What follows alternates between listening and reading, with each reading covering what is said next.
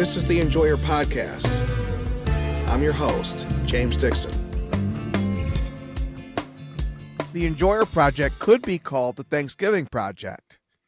When you go to enjoyer.com, what you see overwhelmingly is people giving praise and honor to the state we're blessed to call home. We have stories about people who overcome their physical challenges to hunt. We have stories of people who conserve our clean waters by fishing. We have stories about people who live our manufacturing heritage by working. We have a lot to be thankful for. Michigan's always been a bit different. Technically, we're Midwestern, but we don't really make it easy to come see us. Nobody drives through the Pleasant Peninsula headed elsewhere. You come to Michigan to be in Michigan. The road to your destination might be bumpy, but in Michigan, every route is the scenic route. Even in the worst of times, with Democrats in the White House and in the governor's office, with the blue team holding all the gavels in Lansing, I always felt blessed and even a little bit tickled to live here. Our state's beautiful. It's filled with people who love their families. We don't live to work like they do in Washington or New York. We work to live, and we live to be with the people we love. I spend a lot of time on this podcast talking about what's wrong in Michigan and the threats posed to our lifestyle in Michigan. But today, on Thanksgiving week, I'd like to talk about what's going right, or at least what gives us hope about right in the future. So I'll be joined in that conversation by my guest and my friend, Justin Barclay. Justin is one of the most trusted voices in Michigan. I don't listen to many podcasts, but one I listen to every single day is Fearless with Jason Whitlock. And so it was a joy throughout the campaign season at the start of the Fearless podcast to hear a most familiar voice. I heard Justin Barclay encouraging people to 10x their votes, to call friends and family members and harvest their votes. Legally, of course. Through persuasion, not force, not anything underhanded, just an honest conversation about the future of our country. That's the same type of conversation Justin and I are about to have right now. And so our hope is that you listen to this conversation, perhaps as you prepare Thanksgiving dinner, which in Detroit is served about 12:30 on Thanksgiving Day, before the Lions game comes on. Justin is host of the Justin Barclay Show. It's on air in Detroit Monday through Friday, 6 a.m. through 9 a.m. on 910 a.m. radio. Justin is my friend, and he's an enjoyer of Michigan. Justin, thank you so much for taking the time today. My pleasure, brother. No place I'd rather be. Absolutely. So I'm thankful as we sit here 2 days ahead of Thanksgiving. I'm thankful for the Enjoyer Project and my 20 years in journalism and my 17 years being paid to be a journalist. Never have I been allowed to start from the premise of what's on your mind. Never have I been allowed to start with the blank page. It's usually people telling me what they'd like to see on the page by the time I'm done with my story, and even what angles to take. And so I'm thankful to be able to use my face and my voice to speak the truth God gave me, to use the gifts God gave me. I was thankful just now to be a reporter on the 2024 campaign with the New York Post. I am blessed so far beyond what I've ever done to deserve that it could only be God. Justin, what are you thankful for? The breath in my lungs. Every morning, I wake up. I thank God for the breath in my lungs, another day, and whatever's on my mind. I started this little habit, I guess, back 2 years ago. It's a gratitude journal practice, really, of writing down 3 things that I'm grateful for. I talk about this in my book, Good News, Hope, and Encouragement for Trying Times. Selfless, shameless plug in there. But that book is really, it's all about how to find and see the good in no matter what's happening. And that starts with gratitude. That starts with understanding that we're so blessed no matter what we did. If you're breathing, there's a reason.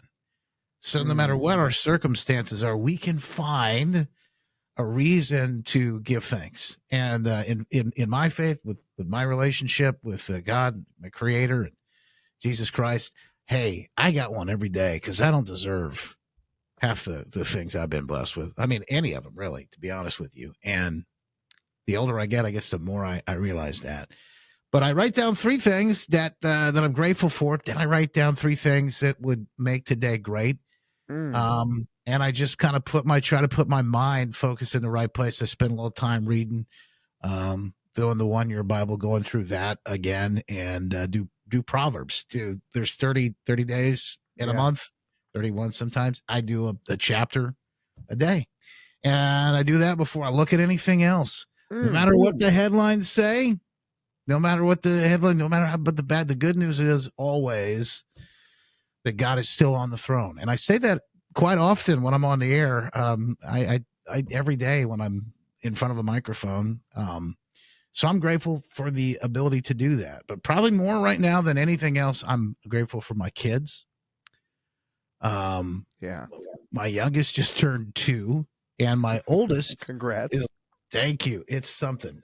They are a handful, but I love it, every minute of it. The oldest is going to be 4 in December, and she spent part of this first part of her life, 77 days from the day my wife's water broke to the time we brought her home. She was born at 27 weeks. Oh, 3 wow. months. And I talk about it in the book. Yeah. We had just a moment where God put really us in a place where we felt his hand on us. That peace beyond understanding, like the Bible says. But we felt it. We lived it.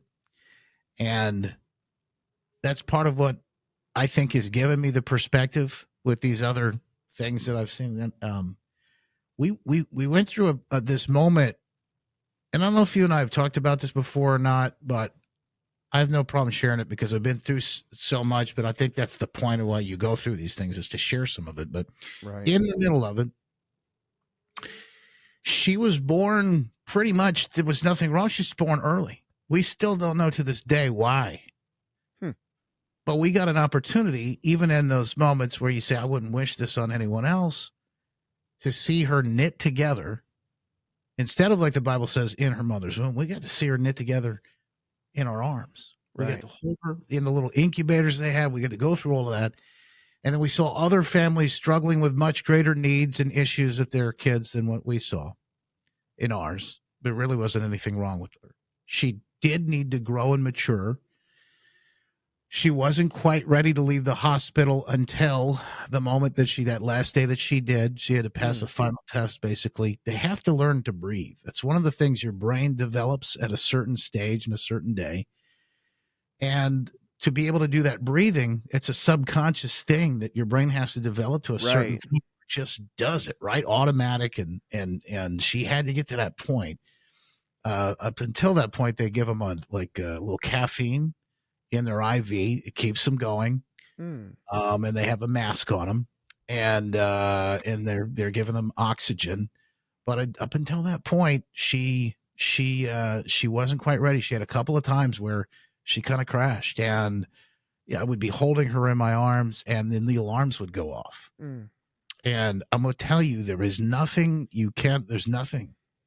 that will prepare you for the moment. You're holding your child, your daughter, and she turns blue and is lifeless in your arms. The nurses rush up, they put the mask on her, and they hit all the buttons to tell people come, they've seen it a million times before, but it still gets to them. You can tell when you're holding your daughter, and even their hands are shaking. They come up with the mask to put them on.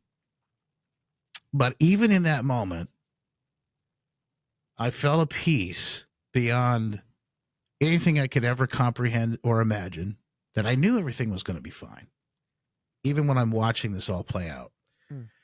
And that is a gift that I will never forget. I will always be grateful for, that I try to take out every day, that even when things seem like you're in the middle of the storm, chaos, and it looks like very, very bad times. Right. That God is still on the throne, and that there is hope. So I guess that's probably I know that's probably a lot deeper than what you expected. And football and Thanksgiving. I'm grateful for the turkey and I love Michigan.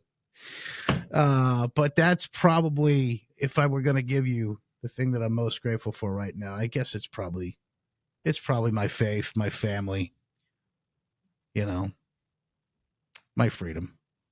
Absolutely. And what you just spoke to is something I've had to really build my mindset around since losing my mom, is that you have to find the blessing within the breakdown. Mm. So I picked my mom up every Sunday and we would go grocery shopping. And I saw her so often I didn't, need to have a key to her house because she was just going to come to the door. Until she didn't. Until she didn't. And so then I had, have to call the Southfield police over and, ask for a wellness check and that kind of thing. And so even the way I found her, I had that little bit of a buffer of the police were actually the ones to find her first. And they delivered the news and things about like when they clear one floor of the house real quick and clear a second one real quick and they linger on a third one, probably not coming back with great news. And so all those little moments, those little pre-notifications essentially that I had made the worst day of my life better than it could have been. I knew that God had me in his hands just from the way he delivered the worst news I ever had. Wow. Then my sister, I'm calling, so it's 11 o'clock our time, 11 o'clock hour. I'm calling her in San Diego, so it's like 8 o'clock their time. What I didn't know, and so it takes a while to realize there's a problem. It takes a while for the police to get there. It takes a while to get in. So by then, my sister had started this class that she teaches, and so for the next hour, I'm just blowing up her phone, just trying to deliver the news and have the most important conversation we will ever have. And my dad's trying to reach her. And so by the time she's able to get to her phone and sees 27 missed calls from me and her dad, that could only be about one person. And it could only be the worst news. Not that she twisted an ankle. And so even her, she getting the worst news of her life had that little bit of a pre-notification and was blessed to be at a gym around people who were able to help her out quite a bit with that moment. So that's something I always tell people, like even in the worst moments of your life, if you look around hard enough, you will see evidence that God still had you in his hand. Yes. Steve Jobs used to talk about it, that you just don't understand life when you're in it and you're going through it, but when you look back, the dots connect. Oh my God. Yeah. Don't they? Yeah. So, something else you mentioned, kind of an attitude of gratitude. This guy on Twitter, Walter P. Duro, he probably follows you, WPD, shout out. Good guy.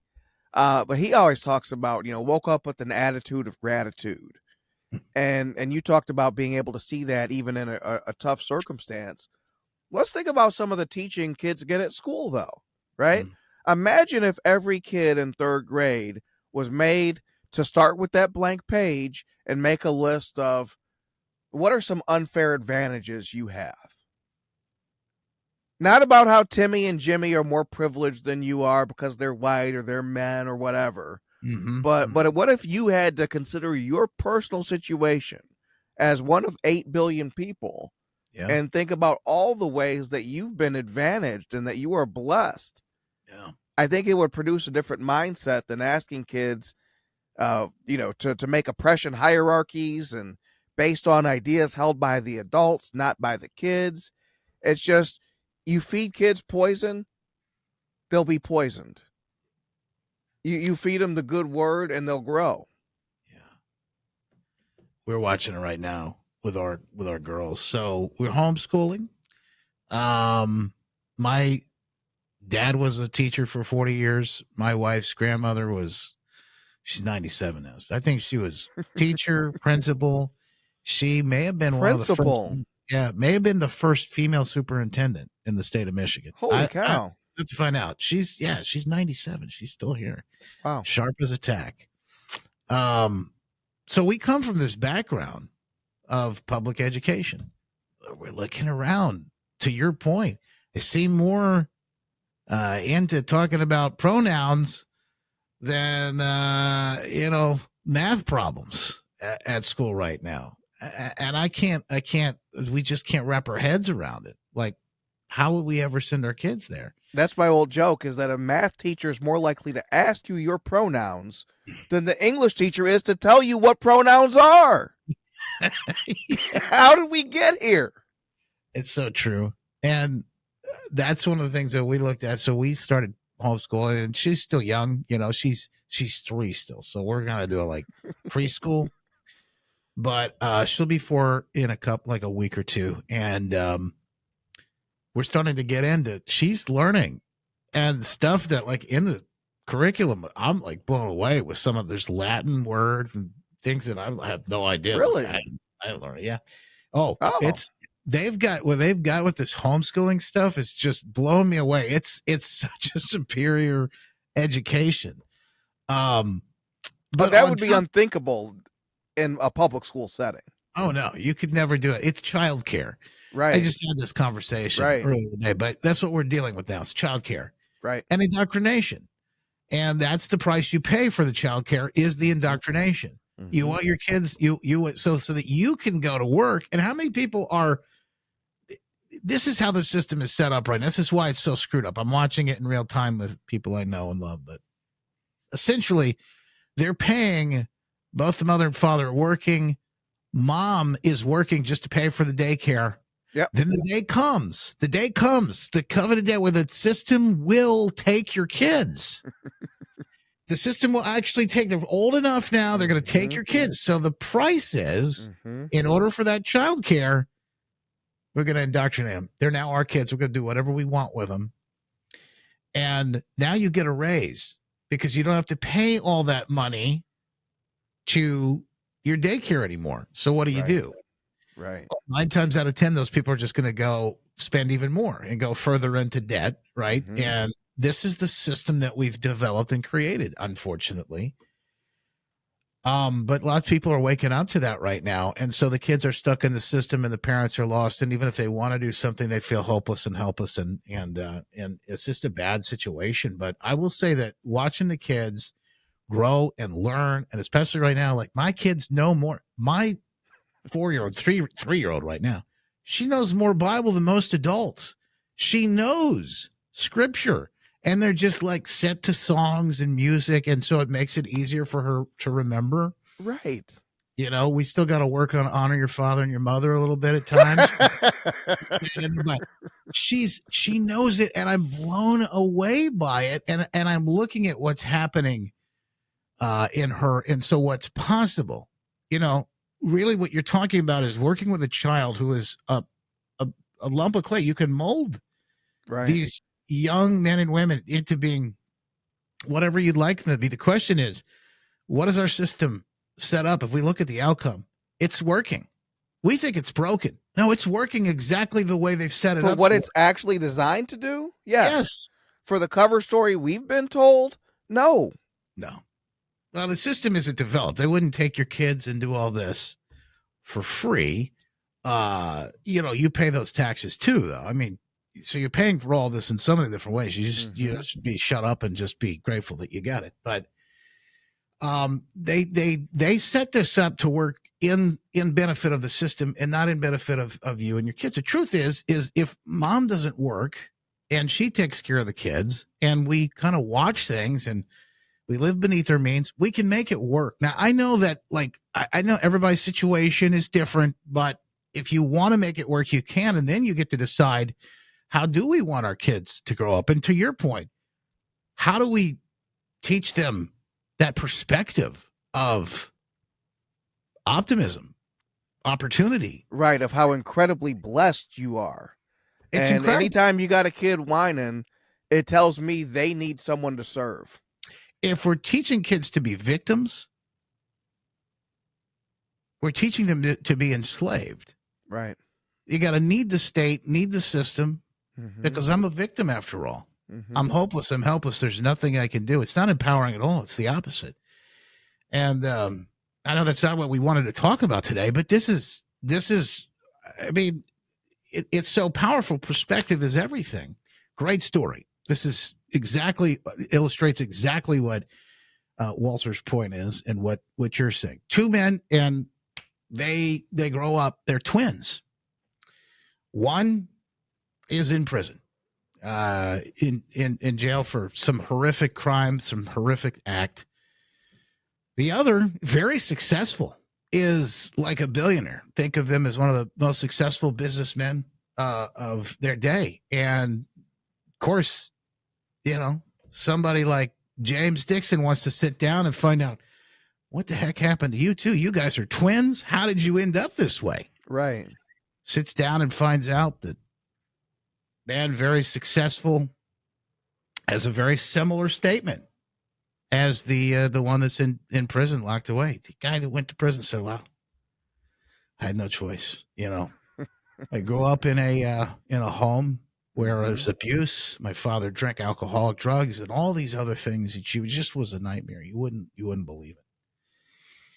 And you can understand that story. You would feel for an individual. Many such cases. Sits down with a very successful twin. What happened to you? He goes, well, let me tell you.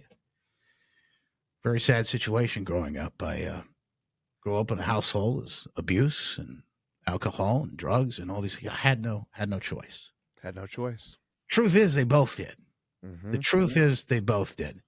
And it is the perspective that shifts and shapes all of these things, that whatever we bring to the table. And I know that's it's something that can be taught. It can be learned. I think sometimes it's maybe innate, maybe we're born with it, but it is so powerful. And I think in this country right now, we have an opportunity to shift perspective in a lot of ways. We've had a moment that we've gone through. We've been brought to our knees. Right. And what we do with it now, that cycle is like, weak men create, hard times, and hard times create strong men create good times. We're in that cycle. We may have caught ourselves. Absolutely. In the moment, in that hard times. We're kind of like we were going into that hard times. Right. And they were looking like they were going to get a lot harder. We may have caught ourselves. We may have hit our knees. And at the right moment, we may have turned. And if that's possible, to shift that perspective, to understand everything we've been through the last few years. Right. And to make sure that we don't head back in that direction and to get ourselves back on track, we got an opportunity. The phrase comes up many times in the Bible, God meant it for good. God meant it for good. You needed to go through that time in the wilderness, in the political wilderness. And imagine, I think about, let's say Trump had won in 2020. Do you know, I don't mean to interrupt you, but I heard something that was Sunday at church that it just blew me away.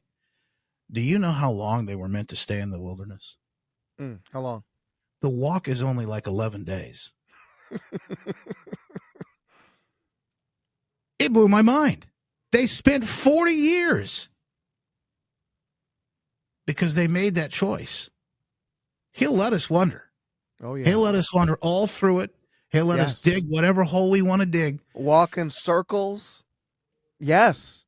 And that's another consistent theme throughout the Bible is that, see, people think that God is like the way they described drug dealers in Dare, right? Where he's pushing on you. Oh, no. Oh, no. Does he want you? Does he love you? Does he have a preference to have you in his hand? But he also listens. And if you tell God to go away, he will. He let you will be left to you, which means the devil. Yeah. Because if it's not God, it's the devil. So you will be left to your own devices. Yes. Because they had to learn a lesson. He let his because people they had to learn how much they needed him. Yeah. Well, that's just it. Think about it. And even they complained. In the middle of it all, there was so much complaining at one point. They built an idol in the middle of it all. They were watching miracles happen in front of their face on a daily basis, right? When the manna falls from heaven. And still all of that. It's just wild. But think about what that says about us as humans. And That's what how we'll we're do. wired. Yeah. I mean, even Jesus and his disciples in the ministry, you find him, you almost hear the frustration in his voice as he has to explain himself again and again and again. And so we all think that, a great leader just says it and people hop too. Man, persuasion is a long game, and Jesus played it. And so we were talking about what we're thankful for. Let me ask that in reverse. Yeah. So let's say it's November 26th and it's 20 days since the election, and we have President-elect Kamala Harris. And if you can imagine it, if the mind doesn't rebel too much, Vice President-elect Tim Walz. Oof. Even just imagining that, it's kind of like the Scared Straight program. Jazz One hands. of those where they let the doors actually close in behind you. You need to hear and feel the clink so it feels real.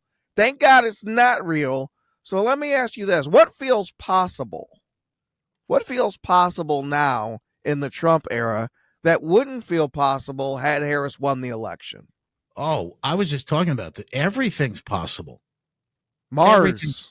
Mars is possible. Going to Mars is possible. Somebody said, I don't remember who said this, but I can't take credit, but it says they're all going home, as in the illegals, the criminals. They're all going home, and we're going to Mars. And I thought, there's no better way to sum this up. We're getting it done. We're getting it, whatever it is, whatever we put our mind to, we can see and believe and achieve. We can do it. We'll be able to make it happen. One of the things about Trump, I don't know if you know this. I don't know if I told you this or not before, but it's kind of a little known thing. He went to church, I think, every Sunday. Do you know who Dr. Norman Vincent Peale is? Oh, yeah. Motivational speaker and, self-help guy. Absolutely. Did I tell you this? So Trump went to his church. He had a church in New York City. He grew up in that church. Norman Vincent Peale, The Power of Positive Thinking is what he wrote. Yes. Trump went to church going to hear that message every Sunday. When you talk about perspective and what's possible, anything. Trump believes he could do anything. Holy cow. Because he's has lived that. And has lived it. We talk about the gospel song, right? Think about Shepherd me, oh God, beyond my wants, beyond my fears. I think about the man who in 2016 was so full of himself, said, I could shoot somebody on Fifth Avenue and wouldn't lose a voter. Yeah. Now, he was right, because Fifth Avenue would be full of Democrats, and Democrats don't vote Trump. So fact check, true, but clearly a cocky statement, right? Buddy, to go from that to being shot.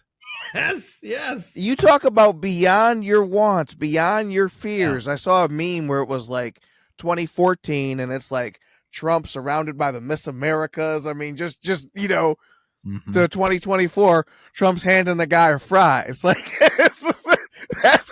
that's what they did to us in those 10 years. Right in the garbage truck. His hero's journey.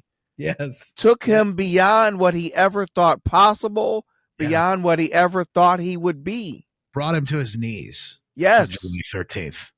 Yes. Brought him to his literal knees.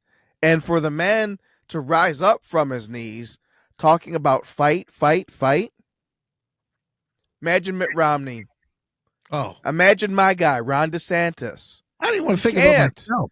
I don't even think if Kamala Harris had twisted an ankle that day. Oh, no. Yeah. That heel that was broken, and the broken off part would be like in the Smithsonian right now. As evidence of her willingness to sacrifice for this great country. Yeah. But the idea of being the victim and no longer, you're not just the voice of the victimized American. You've been victimized yourself now. And you get up thinking about us and not you. And he did, by the way, they didn't want us to think about that. They wanted us to forget all about that ever even happened. It wasn't just that happened. There were several attempts on his life. Right. That one got very close. But they didn't want us to even think about it. I mean, that's just incredible to me.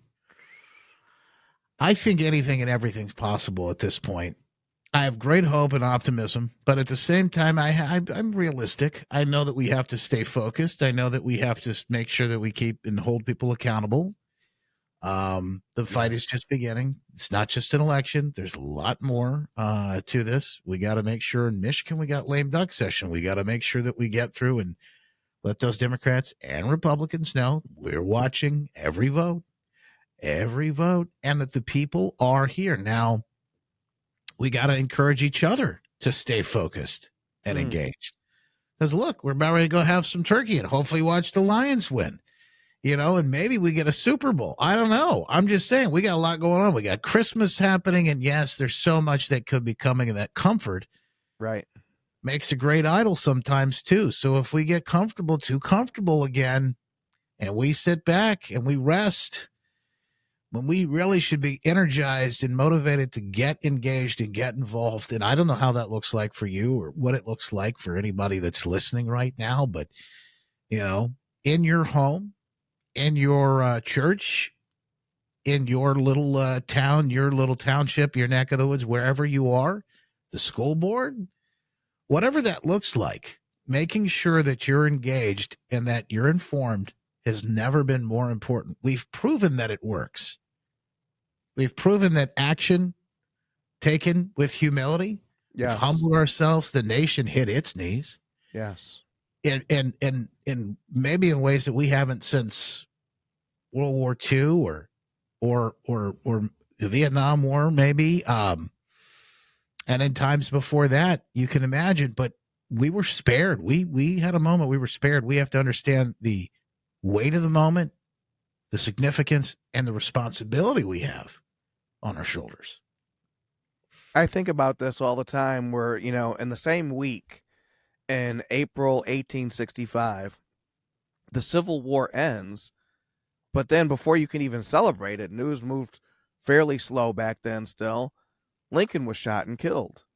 Yeah. And so the war was over, but it didn't feel like a win because I play chess. When you lose your king, you've lost. Yeah. And so it was just, and I think of July 2024 along those same lines. So Donald Trump lives. Talk about another counterfactual.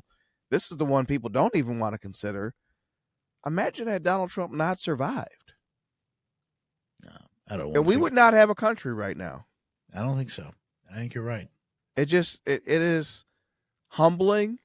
It takes the air out of your lungs to think about what would have been, because people talk, there'd be outrage. That doesn't last. What we'd be left with is a sense that this guy, this billionaire, decided to run for office, had too much success that was unsanctioned, and they killed him and sent a message to anyone who might follow that this is too dangerous. Trying to control your country and run your country is too dangerous a path. Just leave it to us. Just try to imagine that. Well, to your point, look at Elon Musk. Yeah. Look at everything he risked it all. Oh, yeah. I mean, he got in, and in ways that, look, my jury's still out on Elon. I'm not sure what to think about the guy sometimes, but he's a different dude. Yeah, but I will tell you, there's no doubt about it, that I think the courage, right, and it is contagious. I think the courage that folks witnessed when President Trump got up and he pumped his fist in the air and said, "Fight, fight, fight." I think that inspired a lot of people. Elon Musk put it all on the line. If she would have won, after the way he went all in on Trump, they would have stripped him down. There doggone be no Twitter, certainly no SpaceX. He'd be in jail. Tesla would probably be nationalized. I mean, none of this stuff is impossible because this is how they've shown a willingness to move. Yeah. Oh, yeah. Yeah, you're absolutely right. And I think people have to realize that how close we were, and how quickly it can happen again. If we don't stay on it and engaged. That's why shows like this matter. That's why conversations like this matter. We're getting ready to go into Thanksgiving. Mm-hmm. What are our conversations going to look like? I'm not going to gloat with my family members. No. Just going to talk about what's possible and, maybe how we can work together. Certain things I can't work with people on, right? There's certain things that are, just completely off the table, value-wise. But what can we do? And what is it going to take to bring people along? Because I think when people start to see success, and some of it's already happening. I mean, he just announced these tariffs last night, and we've heard all about how bad tariffs are, and I get it. But you're already seeing the effectiveness because both Mexico and Canada have come to the table and said, we're going to help you and do whatever we can. Mexico has said that they're going to end the caravans that the media told us for years were not happening. Oh, yeah. Oh, yes. And then there's nothing they can do to control it. So now we're starting to get buy-in here. Who knows what's going to happen with Xi in China? He's very quiet. He doesn't say much, but I think they realize we're in a new age here. This is not going to be what they had planned, set out before them, the Chinese takeover. It's not going to happen. It was supposed to be a handoff to the Chinese, probably on our 250th anniversary.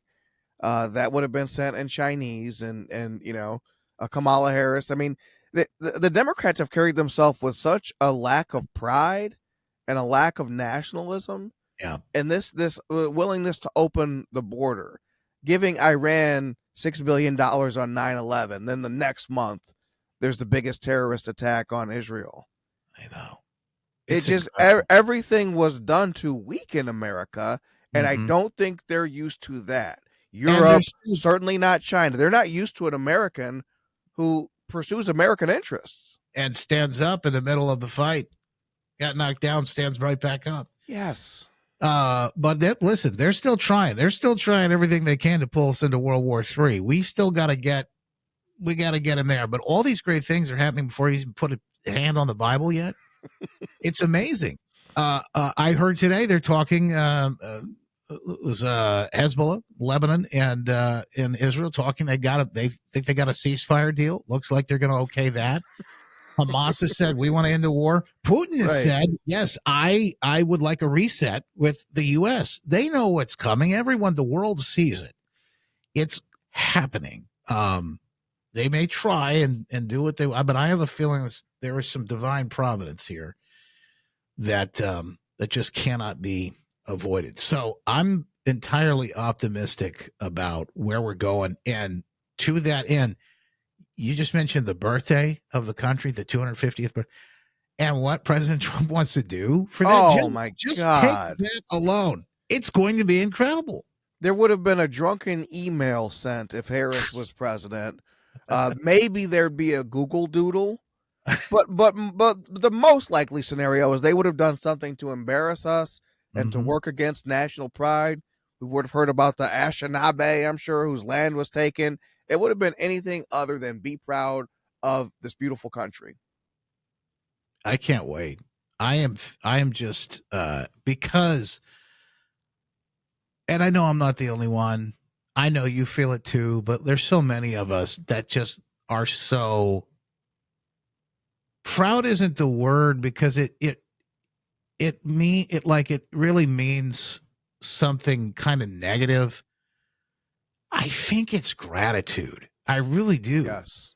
We're just so grateful for it. And when we see the stars and stripes, when we stand up for the national anthem, the Pledge of Allegiance, another thing my kids are learning in homeschool right now. My daughter knows the Pledge of Allegiance. At the end of it, she says, and Justin for all. I don't think she got that part right yet. We'll get there. But I kind of like that, honey. Yes, Justin for all. Yeah, that sounds nice. But you might want to clip that out. Yeah. So the funny thing is that even she's starting to get it, and so the kids when you see this, and we're allowed to do this again, we're allowed to feel this way again. We're allowed to talk about this again in our country and how great it is and why it's great. It's not great because we're better than everybody else. But as we think about Thanksgiving, I know Rush used to tell the story of Thanksgiving every year, but you go through all the multitude of reasons why we wouldn't be here without divine intervention. Right. But for the grace of God, the country even made it. The pilgrims show up, and why are they here? We can't talk about that in school either, James, which is crazy, which they came here for their faith, for religious freedom, because they were being persecuted. We can't even talk about that, which is a whole nother piece of it. Wouldn't that be important maybe in the conversation about our country? But we have all of these things to think about.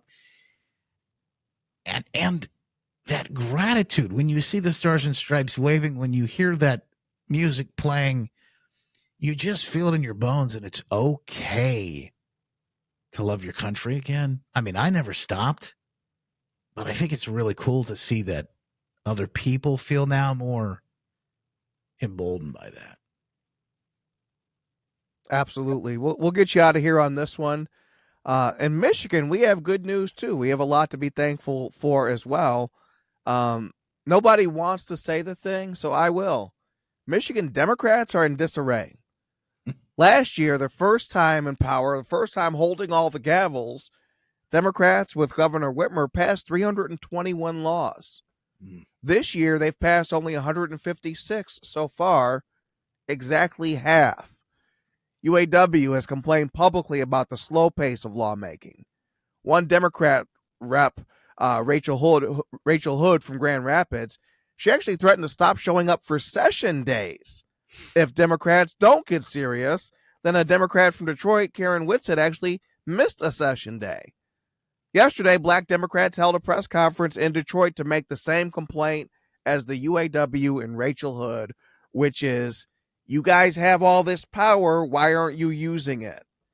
Now, we've been told that absolute power corrupts absolutely. In 2023, we saw that was true. What is with the 2024 Michigan Democrat, the gang that can't legislate? I love it. I don't want them to legislate. I hope they run 7 different directions and confusion away from Lansing. And look, I think we've seen. I think some of them are because they've got their future to think about. So some of these crazy bills are coming through. They're starting to look at them, go, I don't know. I mean, knock on wood. But thank God they tried to run the national popular vote thing through the other day. That got shut down. Shameful. They shut down the switchboard, from what I understand. So people are listening, and they are still paying attention. And normally in lame duck, this is all flying and nobody cares. Oh yeah, no one cares. So it's a different time, and I think they realize that, and I'm here for it. I'm glad that they do, because they need to. They really need AOC shook by this too. If you talk about any of the real Democrats who really, they have their finger on the pulse, Fetterman, he kind of gets it. They're starting to realize, oh, we were buying our own press. We aren't the majority opinion here. In fact, the people are rising up. And if we're not careful, the pitchforks and the torches are coming with them. And right now, it's at the ballot box, and that's how it's supposed to work in this country. Yeah. People are rising up, and they're saying, this is too far. You have gone too far. And I'm going further to say that what people thought the Democrat Party wasn't the Democrat Party at all. It was something completely different. That's why they lost a lot of people. What my dad thinks it is, my dad thinks it's the Bill Clinton Democrats. Maybe we'll argue over tax rates. Maybe, but fundamentally, it'll be okay. Yeah, Clinton that would is be not the party. Right-wing. Yeah, Clinton would be radical today, be right wing. All of those things that they say about Trump. I mean, Clinton might even be more conservative than Trump. He might be. He might be. He's a Southerner. He knows that Democrats suffered when they were too extreme, and so he was always the Democrat you could deal with, at least in his rhetoric. Trying to be more reasonable. He had the If you Sister look Soldier moment. The 2024 Democrats would have had Sister Soldier as their keynote speaker. Yeah. If you look at their speeches, even Hillary, but Bill too, and talking about the border, their positions, that just a few years ago, completely different than what we're looking at right now. When he said people don't have a problem with immigration, they have a problem with chaos, I'm like, this is why we elected you. This is why we elected Bill Clinton, because yes, what people don't want is chaos. And That's I think right. he was alarmed to realize that what his party stands for is chaos. Yeah. What they do want is chaos. It's just not what America wants. And they thought they were far enough along that what America wanted didn't matter anymore. Well, look, this is a whole time for another, I think, a whole nother show. But I have a theory about this, and it has to do with Maslow's hierarchy of needs and essentially the pyramid that you study. The bottom is the food, shelter, all those things, and you go up the highest. And it's always been like, for me, I always thought, gosh, when these people, I'm usually watching like, this is the stereotype, guys, but this is it. Blue-haired, white, college-age women with the nose ring. They got it so good that they have to create new problems. They don't realize, and to bring it full circle, that's what a daily dose of gratitude, a little good it might do them. Mm-hmm. If they were able to take each day, and maybe this was something that we did in schools, each day and say, what are you grateful for today? What's good about the country? It's the opposite. They've been indoctrinated from the beginning. Tell us what's bad. Here's what's bad about the country. Of course, the country's flawed. Men are flawed. That's the point of all of this. Absolutely. But if they were able to focus on the good, they wouldn't be going around looking for all these problems that they're doing these days. And that's why they're trying to self-actualize and all these things that they're doing as you climb up that pyramid.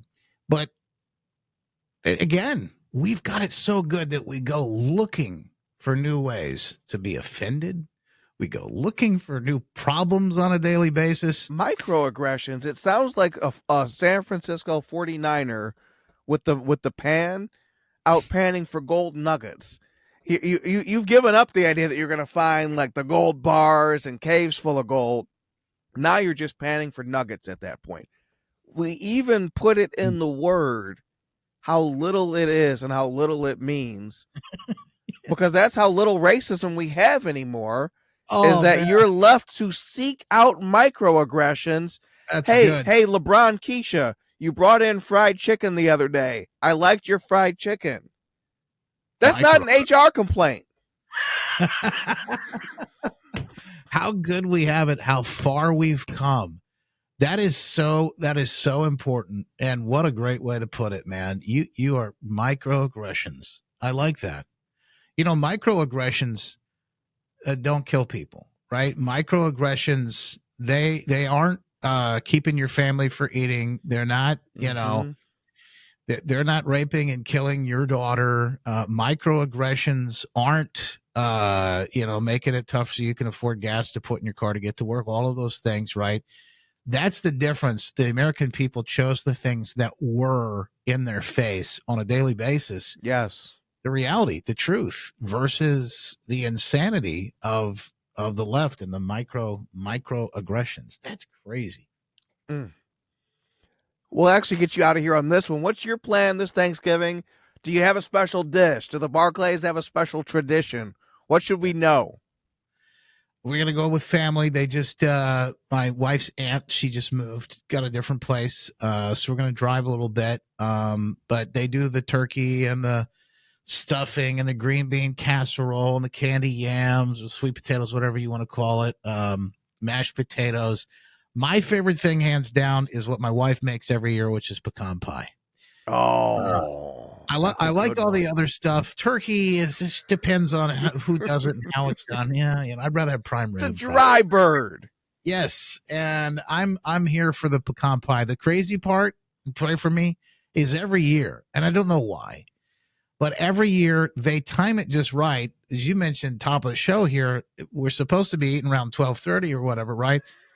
We're eating in the last 2 minutes of the game. The food is coming out, and it's 2-minute warning. And I'm like, right.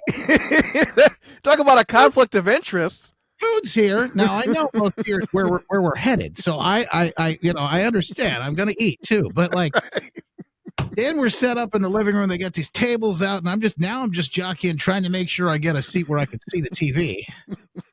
And so it's this whole thing. I'm sure that's going to happen again this year. Got to get the timing synced up. You got to have that buttoned up. I don't know who's doing that. Food is served either pregame or at halftime. Right. No, I agree with you. And I don't understand how we even get to this place. Like, you don't know. Oh, we had no idea. Who knew? Who could possibly predicted this? You know what? You might need to put that information out there, because I was shocked to learn that my family thought the game started at 2:30. Oh, really?